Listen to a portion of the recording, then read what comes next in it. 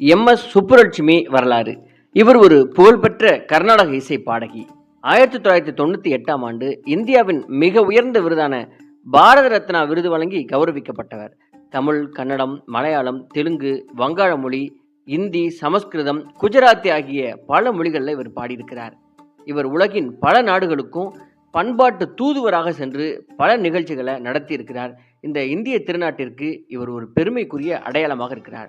இந்த எம்.எஸ். சுப்புலட்சுமி இவருடைய குடும்ப பின்னணி என்ன, இவர் எந்த ஊரை சார்ந்தவர், இவருடைய சாதனைகளுக்கு முன்னாடியெல்லாம் என்னென்ன சோதனைகளை அவர் சந்தித்திருக்கிறார் என்று இந்த எம்.எஸ். சுப்புலட்சுமியோட வாழ்க்கையில் நிறைய தன்னம்பிக்கை தரக்கூடிய விஷயங்கள் நடந்திருக்கிறது. அவை எல்லாவற்றையும் இந்த வீடியோவில் பார்க்கலாம். இது ஆர்.எஸ். ராஜா டாக்கீஸ்.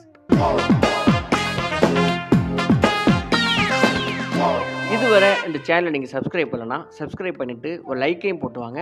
எம்.எஸ். சுப்புலட்சுமியின் வாழ்க்கை வரலாற்றை பற்றி சொல்ல வேண்டுமானா அது வியப்பும் ஆச்சரிய